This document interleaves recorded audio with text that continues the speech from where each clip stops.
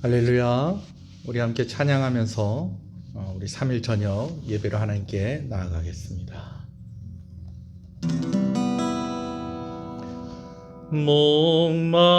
목마른 사슴 시내 물을 찾아 헤매이듯이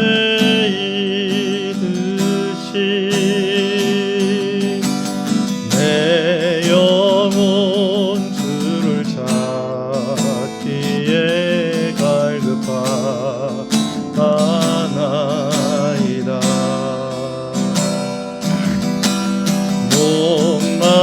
목마른 사슴 시내 물을 찾아 헤매이듯이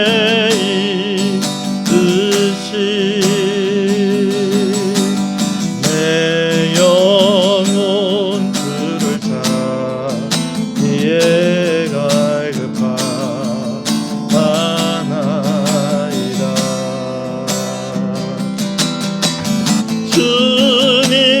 주님만이 나의 힘, 나의 방패, 나의 참소망,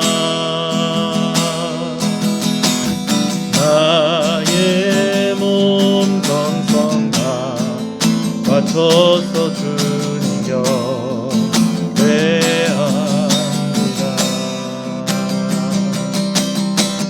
금보다 귀한 나의 주님 내게 만족 주신 주, 당신만이 나의 기쁨 또한 나의 참 고백. 주님만이 나의 힘, 나의 방패, 나의 참 소망, 나의 몸 정성 다 바쳐서 주는 경배합니다.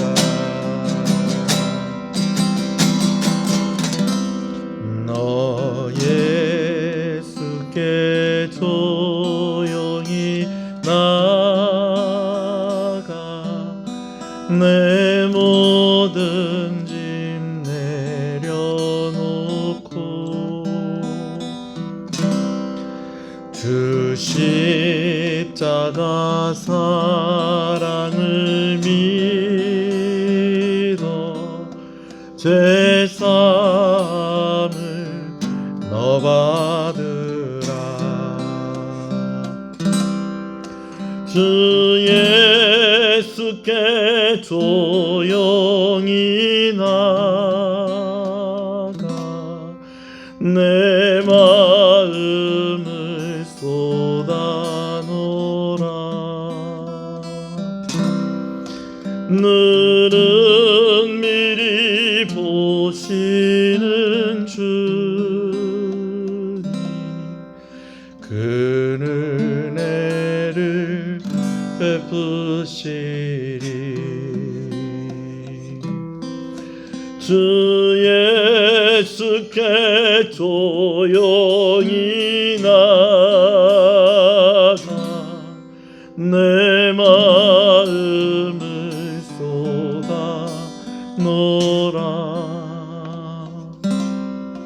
늘은 미리 보시는 주님, 그 은혜를 베푸시리. 주 예수께 조용히 나가 내 마음을 쏟아놓으라. 너는 미리 보시는 주, 그 은혜를 베푸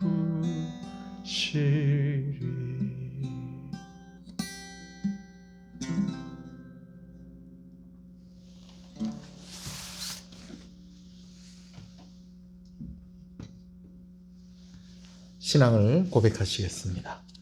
전능하사 천지를 만드신 하나님 아버지를 내가 믿사오며 그 외아들 우리 주 예수 그리스도를 믿사오니 이는 성령으로 잉태하사 동정녀 마리아에게 나시고 본디오 빌라도에게 고난을 받으사 십자가에 못 박혀 죽으시고 장사한 지 사흘 만에 죽은 자 가운데서 다시 살아나시며 하늘에 오르사 전능하신 하나님 우편에 앉아 계시다가 저리로서 산자와 죽은 자를 심판으로 오시리라.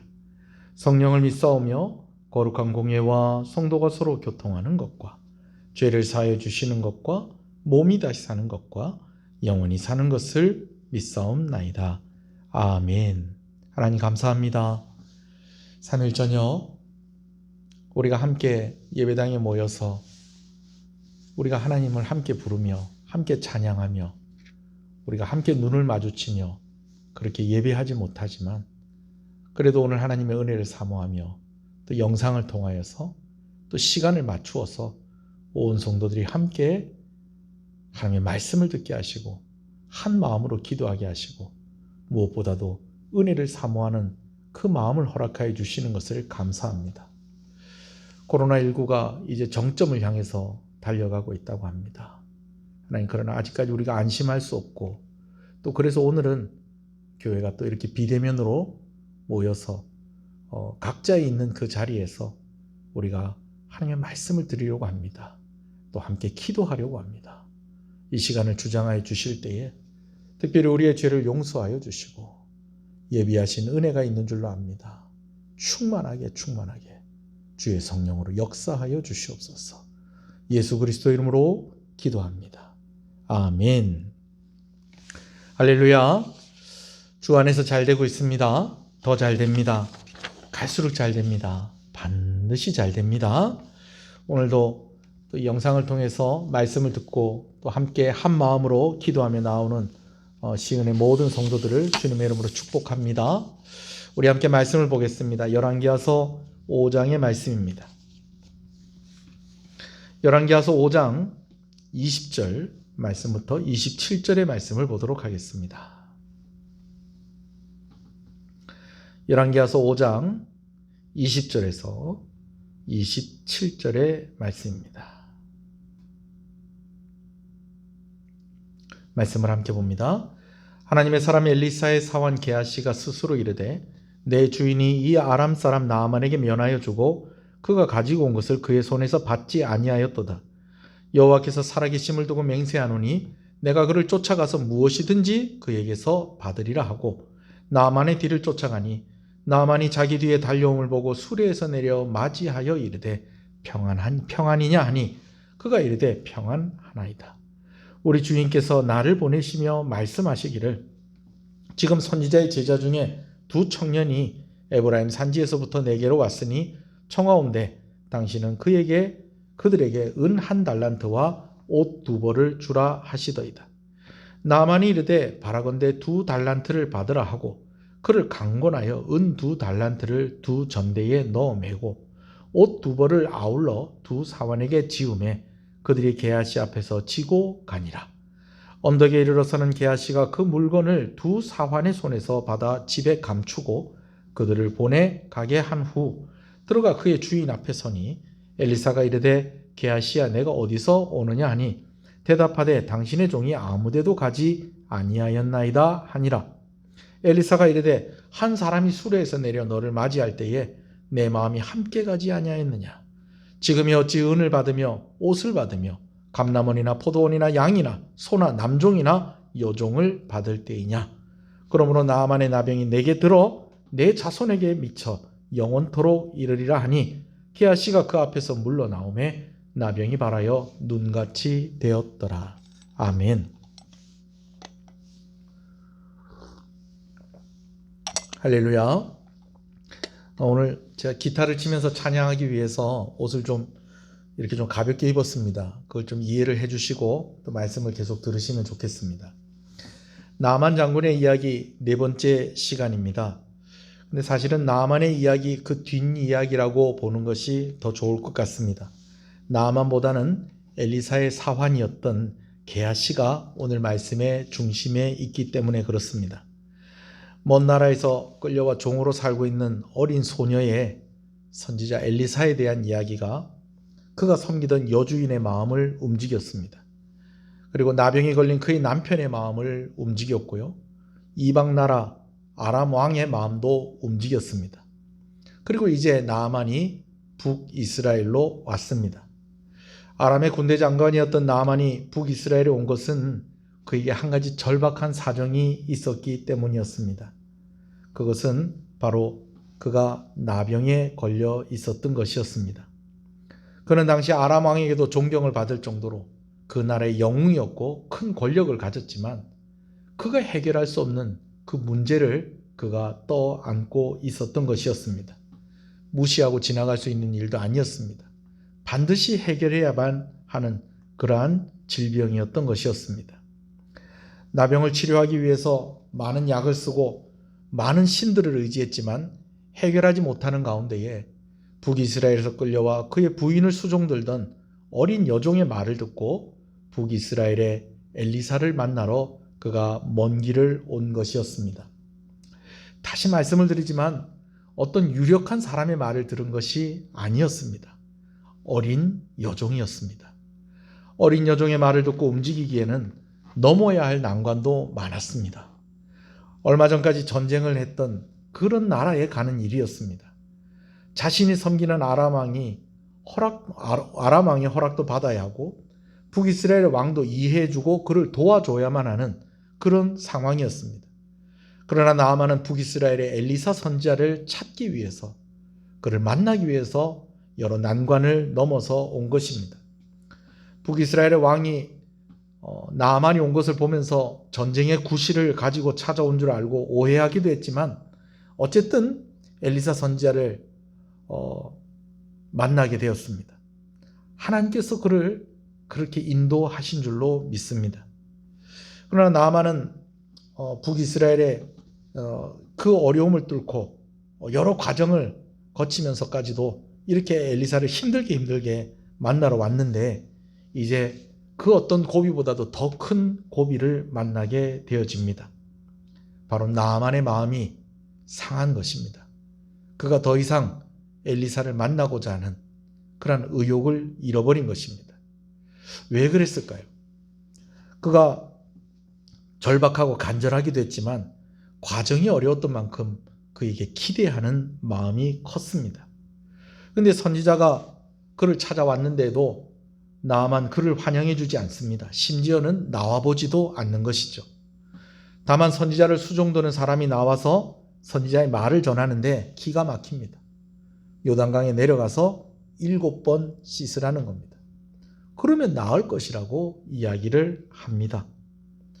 화가 났습니다. 그의 나라에도 훌륭한 강들이 있었습니다. 그가 씻지 않아서 걸린 병이 아니었습니다.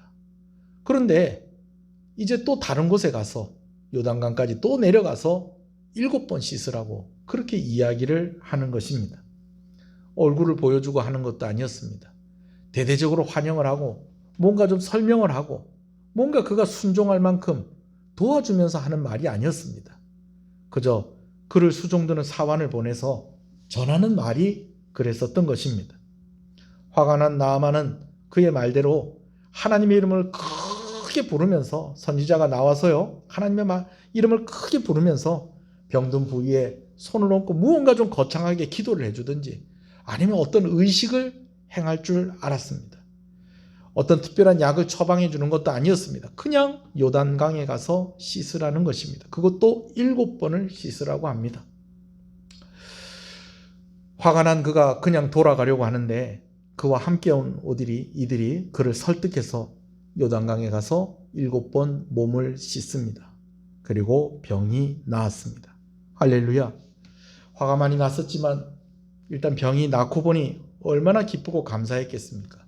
그래서 나아만이 엘리사를 다시 찾아갑니다. 그의 집에서 길을 나설 때부터 준비한 엄청난 예물이 있었습니다. 그것을 드리고 싶었습니다. 그리고 이 말을 꼭 하고 싶었습니다. 내가 이제 이스라엘 외에는 온 천하에 신이 없는 줄을 알았나이다. 이제부터는 종이 번제물과 다른 희생 제사를 여호와 외에 다른 신에게는 드리지 아니하고 다만 여호와께 드리겠습니다. 나아만이 엘리사에게 꼭 이 말을 하고 싶었던 것입니다. 그러나 엘리사 선지자가 그를 만나 주었지만은 그가 감사해서 드리려는 예물을 받지 않겠다고 이야기합니다. 심지어 나아만에게 뭐라고 이야기를 하는 거니? 내가 섬기는 여호와께서 살아계심을 두고 맹세하노니 내가 그 앞에서 받지 않겠다라고 그렇게 이야기를 합니다. 16절을 제가 읽어드리면 이렇습니다. 이르되 내가 섬기는 여호와께서 살아계심을 두고 맹세하노니 내가 그 앞에서 받지 아니하리라 하였더라. 나아만이 받으라고 강권하되 그가 거절하니라. 그가 강하게 권했지만 이보다 어떻게 더 강하게 거절할 수 있겠습니까? 선지자가 하나님의 이름을 걸고 받지 않겠다는 것입니다. 결국 나아만은 예물을 드리지 못하고 선지자에게 두 가지 부탁을 하고 돌아오게 되어집니다. 이 두 가지 부탁에 대한 부분은 지난 설교를 참고해 주시면 좋겠습니다. 이제 나아만이 그냥 돌아가는 겁니다. 근데 일이 이렇게 되고 나니까 한 사람의 마음이 너무 아쉽습니다. 평소에도 엘리사 선지자를 수종 들고 이번 일에도 중간에서 큰 역할을 했던 사람입니다. 바로 엘리사의 사환인 게하시였습니다. 엘리사가 그에게 이야기하면 그가 나아만에게 이야기를 전달하고 또 나아만이 그에게 이야기하면 그가 엘리사에게 이야기를 전달하고 중간에서 그가 그런 역할을 했었던 것입니다. 그러면서 그가 이제 나아만이 병이 다 나았다는 소식도 듣게 되었을 것이고 또 나아만이 와서 감사의 표시를 하려고 할 때에 그의 마음 가운데에 그새 좀 나아만하고 좀 친분이 좀 쌓이기도 했겠죠. 여러 번 대화가 오고 가고 했겠죠. 그러면서 자연스럽게 나아만이 참 기특한 생각을 했구나. 이제 주인이 이걸 받으시면 또 이걸 좀 유용하게 쓰겠고 또 자기에게 뭔가 좀 떨어지는 것도 있지 않을까, 좀 그런 기대하는 마음이 있지 않았겠습니까? 자, 그런데요, 나아만이 그냥 가버린 겁니다. 게하시는 나아만이 그냥 이렇게 가면 안 된다고 생각을 합니다. 엘리사가 여호와의 살아계심을 두고 맹세하며 예물을 받지 않겠다고 하는데 그는 그 마음속에 스스로 생각하기를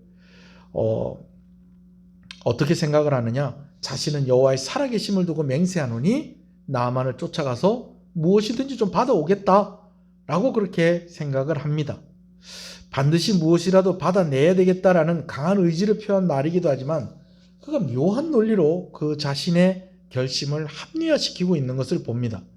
20절에 그의 속마음이 그대로 기록되어 있는데요. 함께 같이 한번 읽어보겠습니다. 하나님의 사람 엘리사의 사환 게하시가 스스로 이르되 내 주인이 이 아람 사람 나아만에게 면하여 주고 그가 가지고 온 것을 그의 손에서 받지 아니하였도다. 제가 좀 빨리 읽었는데요. 좀 천천히 한번 읽겠습니다. 내 주인이 이 아람 사람 나아만에게 면하여 주고 그가 가지고 온 것을 그의 손에서 받지 아니하였도다. 여호와께서 살아계심을 두고 맹세하노니 내가 그를 쫓아가서 무엇이든지 그에게 받으리라. 내 주인이 이 아람 사람 나아만에게 면하여 주고라는 말을 하고 있습니다. 여러분, 면하여 주었다. 이 말에는요, 이런 뜻이 있습니다. 엘리사가 마땅히 받아야 할 것을 받지 않았다라는 것이죠. 나아가요, 또 이 말에는 또 어떤 의미가 들어있는 거 아니? 면하여 주었다. 나아만에게 면하여 주었다는 것은 나아만이 하나님의 백성이 아니라는 거예요. 이방인이라는 거예요. 유대인이 아니라는 거예요.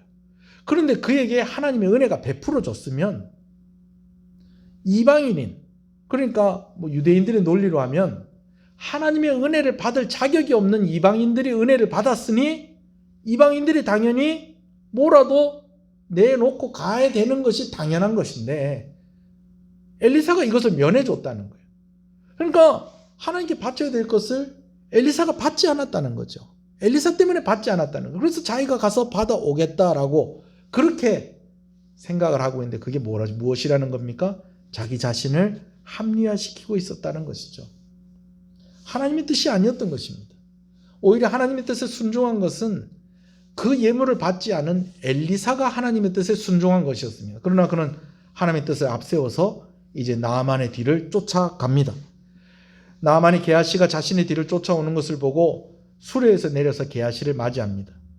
그가 병도 나았고 또 하나님을 알게 되다 보니까 이제는 선지자의 사환인 이 게하시에게도 예를 갖춘 것입니다. 술에서 내려온 것을 원어상의 의미로 보면 아주 급하게 내려왔다라는 그런 뉘앙스가 또한 있는 것을 봅니다. 간단한 인사를 주고받고 이제 게하시가 나아만에게 이야기를 하죠. 근데 그의 말이 거짓입니다. 실제로 이 두 사람이 왔는지는 모르겠는데요. 선지자의 제자 중에 두 청년이 에브라임 산지로부터 왔다는 거예요. 아까 나아만이 엘리사를 만나러 왔을 때는 이 두 사람이 없었는데 이 두 사람이 왔다는 거예요. 이 두 사람이 온 것 때문에 이제는 물질이 필요하게 됐다라는 것으로 나아만을 설득을 합니다. 뭐라고 얘기하는 거니? 에브라임 산지로부터 이 선지자의 제자 중에 두 청년이 왔는데 그들에게 은 1달란트와 옷 2벌을 좀 주기를 선지자가 원한다는 거죠. 여러분 이것은 다 거짓말이죠. 그가 만들어낸 이야기죠. 그래서 그를 자신을 보낸 것이라고, 엘리사가 자신을 보낸 것이라고 그렇게 거짓말을 합니다. 안 그래도 감사의 표시를 하고 싶었는데 게하시가 찾아와서 이렇게 말을 하니까 나아만은 기꺼이 게하시가 말한 대로 옷 2벌과 게하시가 이야기한 것보다 1달란트가 더 많은 은 2달란트를 이제 내어줍니다. 은 2달란트는요 큰 돈이었습니다. 그래서 전대에다가 이 달란트를 매야 할 정도로 엄청난 액수의 돈이었고요. 또 이 옷 2벌을 준 것도 그냥 간단한 그냥 티셔츠 같은 그런 옷을 준 것이 아니었습니다. 일꾼 두 사람이 각자 이 옷을 짊어 매야 될 정도로 그렇게 아주 큰 값이 나가는 그러한 옷이었던 것이죠. 그가 원했던 것보다 은 1달란트를 더 주었다라는 것으로 또 우리가 또 재밌는 여러 가지 또 생각도 해볼 수 있겠는데요. 여튼 나아만이 아주 넉넉하게 그렇게 대접을 했었다라는 것입니다. 게하시가 2명의 일꾼들을 데리고 이제 선지자의 집이 있는 곳, 그의 집이 있는 곳으로 가까이 오게 되었습니다.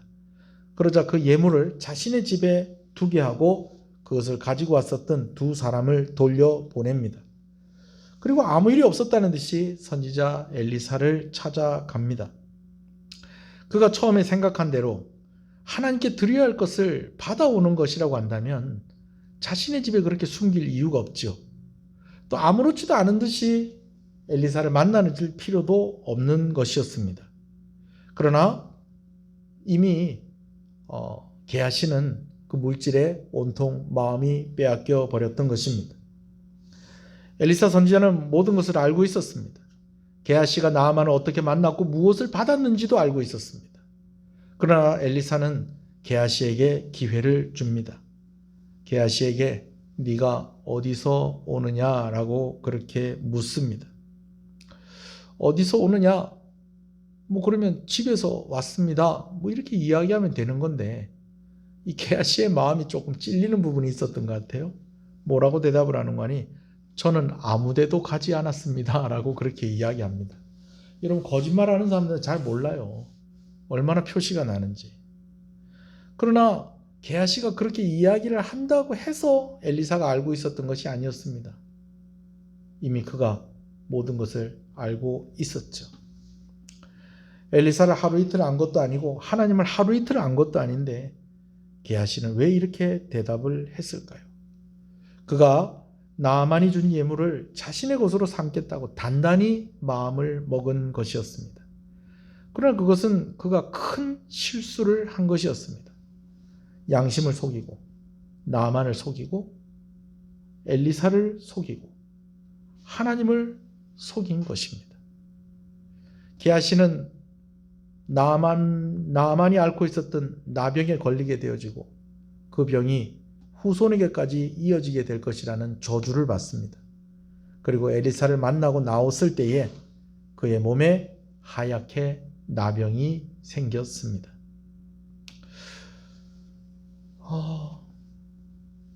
저는 오늘 이런 질문을 여러분과 좀 하나 풀어보려고 합니다. 왜 게하시는 이렇게 큰 벌을 받은 것일까요? 그가 지은 죄가 크다는 것입니다. 좀 다른 말로 얘기하면 죄질이 좋지 않다라는 것이죠.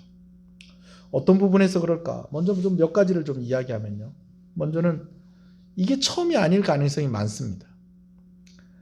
엘리사가 그에게 뭐라고 이야기하는 거 아니? 이런 이야기를 해요. 지금이 어찌 은을 받으며 옷을 받으며 감람원이나 포도원이나 양이나 소나 남종이나 여종을 받을 때이냐? 게하시를 탓하면서 엘리사가 이렇게 이야기를 하는데 여기 언급되어지는 거지. 은을 받고 옷을 받고 감람원, 포도원, 양, 소, 남종, 여종. 엘리사가 이렇게 언급을 한 것은 이전에 이미 게하시가 이런 식으로 해서 몰래 챙긴 것이 아니겠느냐라고 하는 학자들의 해석이 있습니다. 처음이 아니라는 거죠. 또 한 가지 생각해 볼 수 있는 것은 너무 많은 것을 받았다는 것입니다.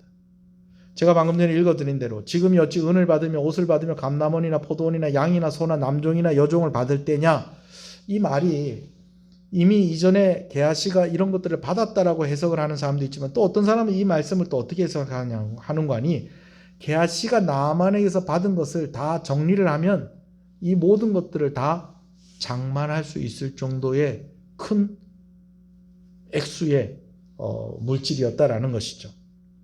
또 한 가지는요, 오랫동안 섬기던 그의 스승을 배반한 일이었습니다. 그뿐입니까?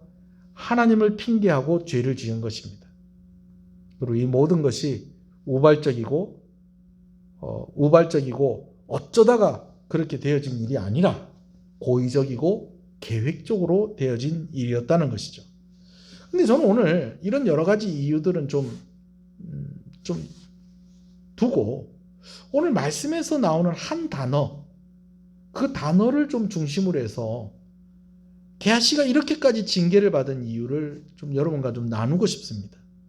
제가 이미 2번이나 언급을 했는데요. 26절의 말씀입니다. 26절 말씀을 읽습니다. 엘리사가 이르되 한 사람이 수레에서 내려 너를 맞이할 때에 내 마음이 함께 가지 아니하였느냐. 엘리사가 다 알고 있었다는 거예요. 그러면서 뭐라고 얘기합니까? 지금이 어찌 은을 받으며 옷을 받으며 감람원이나 포도원이나 양이나 소나 남종이나 여종을 받을 때냐. 여기서 우리가 주목해야 될 말은요, 지금이라는 말입니다.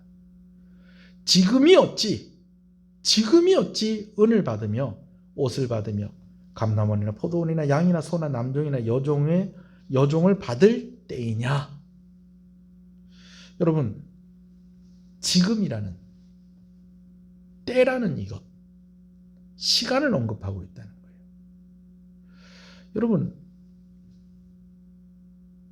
지금이라는 시간, 때라고 말하는 이 시간은 두 가지 부분에서 생각을 할 수 있겠는데, 한 가지는요, 게하시의 시간 속의 지금, 그리고 또 한 가지는요, 북이스라엘 백성들의 시간 속의 지금입니다. 우리가 이런 얘기 하잖아요. 한창 공부를 해야 되는 수험생인데 공부를 안 하고 있는 거예요. 그럼 그 아이한테 부모님들이 잔소리할 때 뭐라고 이야기합니까? 지금이 어느 때인데 네가 지금 이렇게 공부하지 않고 있느냐. 우리가 좀 다른 중요한 일들을 앞두고 있을 때에 그 중요한 일을 하지 않고 다른 것에 몰두를 하고 있거나 그냥 손을 놓고 있으면 우리가 그런 말을 하잖아요. 지금이 어느 때인데 지금 이러고 있느냐. 엘리사가 다른 것 이야기하는 것이 아니라 지금 이걸 얘기하고 있다는 거예요. 네가 처음 이러는 거 아니지. 너 어떻게 나를 배반할 수 있느냐. 너 어떻게 이렇게 큰 사고를 칠 수 있느냐. 너 하나님의 이름으로 핑계를 대고 어떻게 이럴 수 있느냐.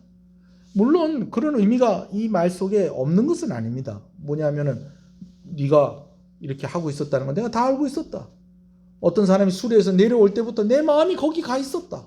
이런 말 속에 이런 의미도 다 들어가 있는 것이지만 특별히 게하시아에 지금이 어느 때인데 지금 이러고 있느냐.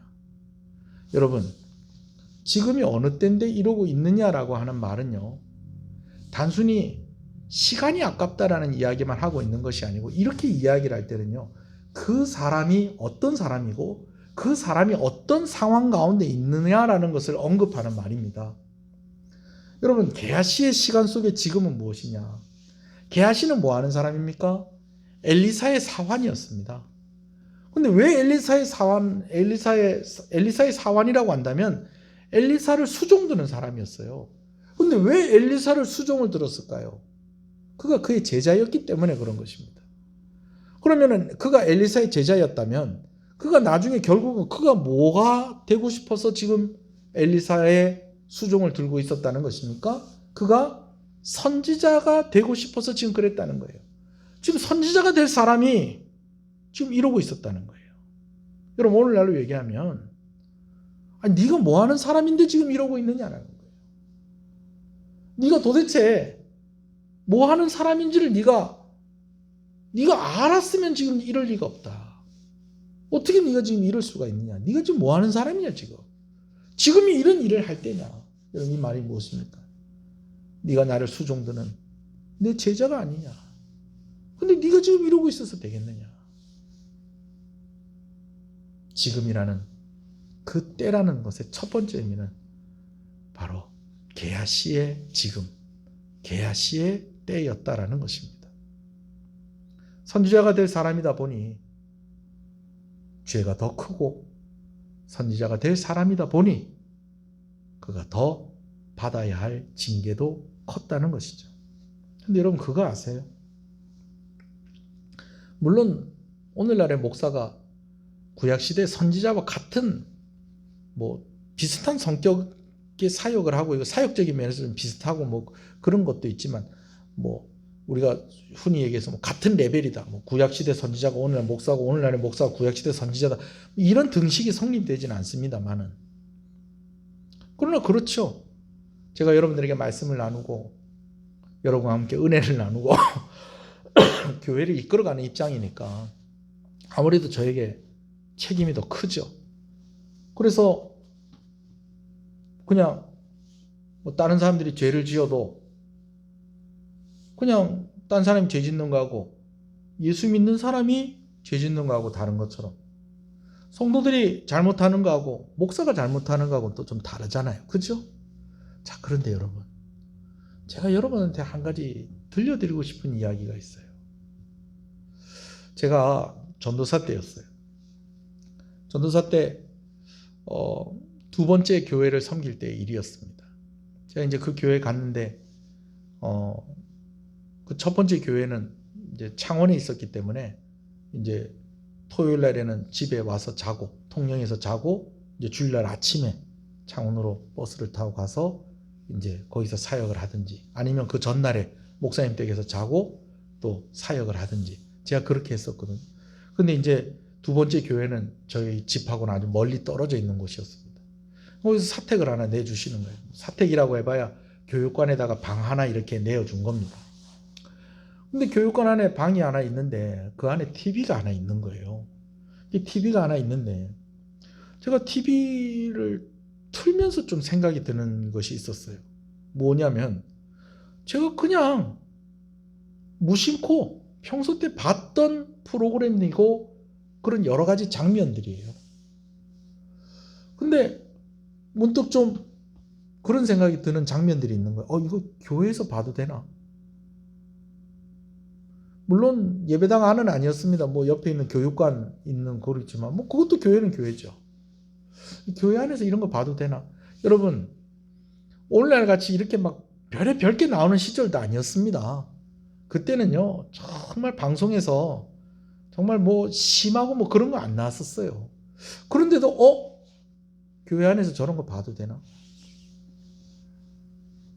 한 번은 또 제가 가지고 온 그 카세트가 하나가 있었는데 제 방에서 쓰는 카세트가 하나 있었는데 거기서 이렇게 음악을 틀려고 이렇게 하다가 보니까 이 음악을 여기서 들어도 되나?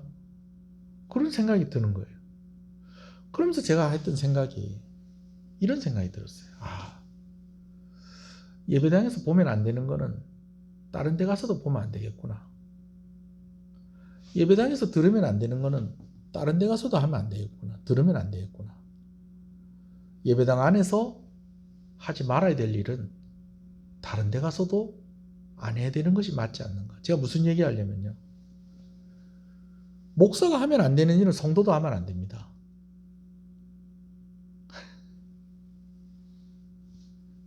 동의하십니까? 그래도 목사님은 조금 목사니까. 그렇죠. 저는 더 조심하고 더 구별된 삶을 살아야 되겠죠. 근데 여러분 엄연히 말하면요. 목사가 안 해야 될 일 같으면 성도도 안 하는 게 맞습니다.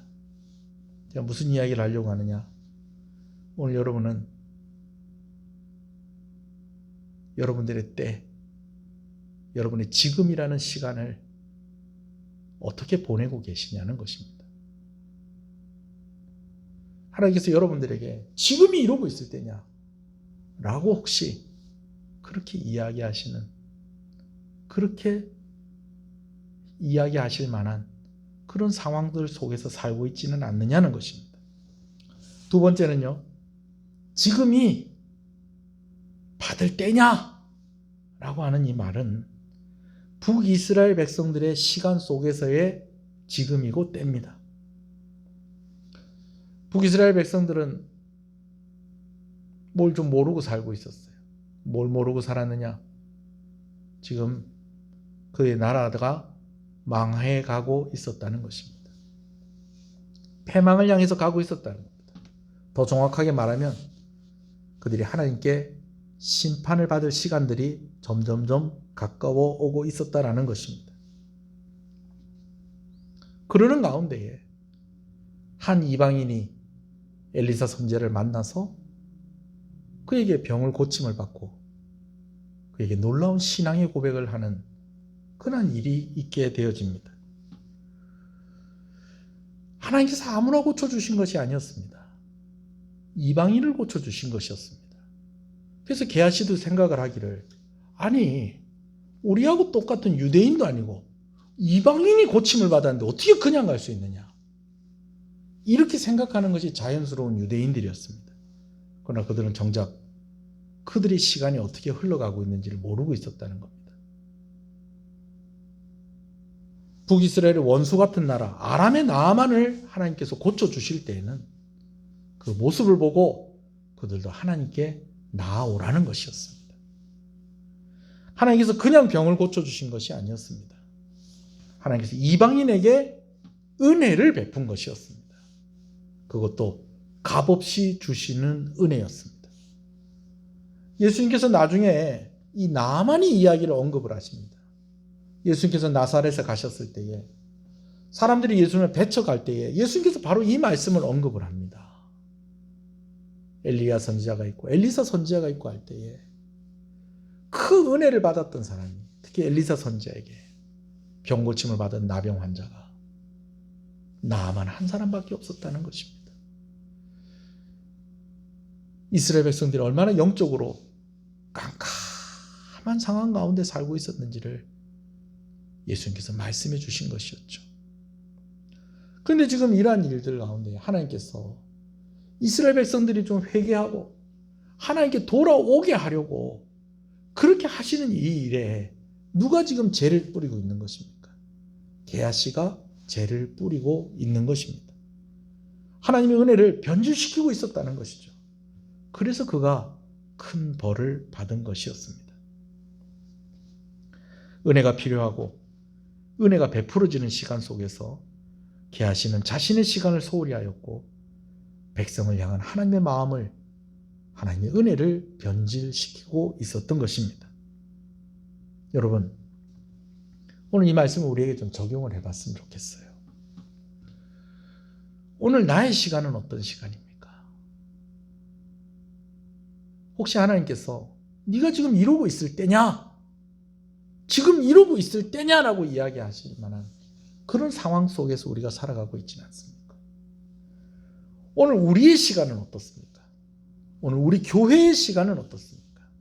여러분 가정의 시간은 어떻습니까? 너희 가정이 지금 이럴 때냐? 하나님께서 혹시 이렇게 말씀하시고 있는 그 상황 속에서 우리가 살고 있지는 않습니까? 너희 교회가 지금 이렇게 하고 있을 때냐? 라고 하나님께서 말씀하실 만큼 우리가 그렇게 하나님과 멀리 떨어져 있는 그런 모습으로 있지는 않느냐는 것입니다. 코로나19라는 상황 속에서 우리는 나도 모르게 나의 시간과 우리의 시간을 잊고 살아가는 것은 아니었는지 저는 오늘 말씀을 준비하면서 좀 두려운 마음이 생겼습니다. 여러분 그런 거 있잖아요. 힘든데 그 힘든 그게 좋은 핑계거리로 되는 거예요. 내가 힘들어요. 근데 덕분에 지금 이 상황 때문에 내가 해야 될 것들을 안 하고 있는 그런 핑계를 대기도 좋다는 것입니다. 여러분 제가 다시 이야기합니다. 뭐 이런 상황들 속에서 여러분들이 최선을 다하고 있다는 것 제가 인정합니다. 그렇지만 우리가 조금 더 힘을 내야 되지 않을까요? 어떤 면에서 저는 좀 죄송한 얘기입니다만은 빨리 좀 정점에 이르러서 좀 이 상황이 좀 빨리 끝났으면 좋겠다. 그것이 해결하는 방법이라면 저는 그런 생각들도 합니다. 만약에 코로나19 상황이 끝나고 나서 우리가 정말 그때에는 정말 우리가 이때까지는 코로나19를 핑계로 해서 여러 가지로 좀 자제하고 뭐 참고 이랬던 것들 마음껏 그냥 감당하고 충성하고 섬기고 순종하고 여러분 이렇게 하면서 그렇게 살 수 있을까요? 지금은 목마른 사슴처럼 사슴이 물을 구하듯이 하나님의 은혜를 구하고 하나님을 찾을 때입니다. 내가 홀로 있을 수밖에 없다면 조용히 하나님께 나아가 하나님의 이름을 불러야 할 때인 것입니다. 아픈데 막 억지로라도 기어서 나오세요. 마음 같아서는 제가 그렇게 이야기하고 싶습니다만 그러나 오늘 하나님께 한번 물어보시면 좋겠어요. 혹시 하나님 내가 지금 이러고 있을 때가 아닌데 내가 지금 이러고 있는 거 아닙니까? 우리가 지금 이러고 있을 때가 아닌데 우리가 이러고 있는 것 아닙니까? 우리 가정이 우리 교회가 이러고 있을 때가 아닌데 내가 이러고 있는 것은 아닙니까? 우리 한번 잠깐 한 1분 정도 기도하시면서 우리 한번 기도하시겠습니다. 아버지 감사합니다.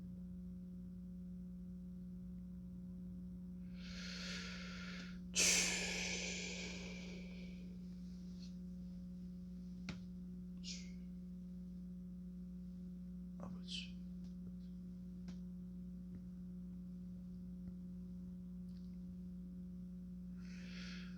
아버지 아버지 주여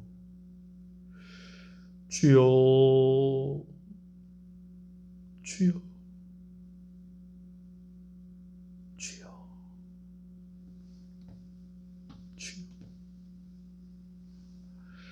주여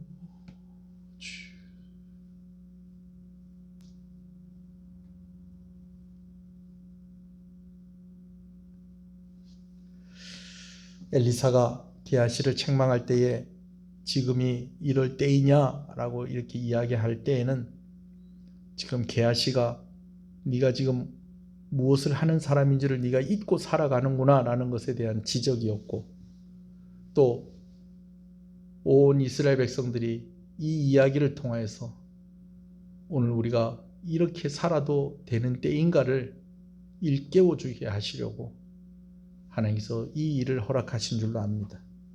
그리고 오늘 이 말씀을 우리에게 주신 줄로 믿습니다. 우리 자신에게 하나님께서 우리에게 물으시듯이 우리 스스로에게 묻습니다. 혹시 내가 지금 이러고 있어도 될 때인가? 혹시 우리 가정이 지금 이러고 있어도 될 때인가? 혹시 우리 교회가 지금 이러고 있어도 될 때인가? 이 나라가 지금 이러고 있어도 될 때인가? 하나님, 우리를 용서해 주시고 우리를 한 번 더 긍휼히 여겨주시고 우리에게 은혜를 베풀어 주시기를 간절히 소원하고 소원합니다. 어떤 면에서는 코로나19를 핑계로 우리가 기도하지 않고 코로나를 핑계로 우리가 신앙생활 열심히 하지 않았던 부분들도 있었던 것을 인정하고 회개합니다. 아직까지 언제 끝날지 장담할 수는 없지만 우리가 그 어떤 상황에든지 간에 하나님 앞에서 네가 지금 이러고 있을 때냐라는 그러한 책망받지 않을 만큼 신실한 성도의 삶을 살게 하여 주시옵소서. 확진자들의 소식이 들려옵니다. 우리 성도들 마음 너무 불안하지 않게 하나님께서 평강 주시고, 특별히 어린이집과 학교를 다니는 우리 아이들 하나님께서 안전하게 지켜주시고, 또 혹시 또 감염되어서 또 고생하고 있는 성도들이 있다면 하나님께서 치료하여 주시고 고쳐주시기를 간절히 소원합니다. 우리 온 성도들 여기까지 하나님께서 인도하셨는데 끝까지 잘 감당하고 무엇보다도 정신을 차리고 내가 이럴 때가 아니지라는 그런 마음 가지고 더 열심히 더 성실하게 하나님의 은혜를 구하며 성도의 책임을 다하며 사명을 감당하는 귀한 우리 시은혜 성도들이 되게 하여 주시옵소서. 물질의 문제로 어렵지 않게 주님께서 우리 성도들 살펴주시고, 건강의 문제로 시험 들지 않게 하나님께서 은혜 주시고, 특별히 우리가 오랫동안 함께 했었던 우리 귀한 장석규 목사님 가정의 귀한 아들 수술 중에 있습니다. 잘 되어지게 하시고 잘 회복되어 줄 수 있도록 은혜를 주시옵소서. 예수님 이름으로 기도합니다. 아멘. 지금은 우리 주 예수 그리스도의 은혜와 하나님 아버지의 사랑하심과 성령님의 감화 감동, 위로교통 충만하시는 역사가 이제로부터 영원토록 함께 있을지어다. 아멘.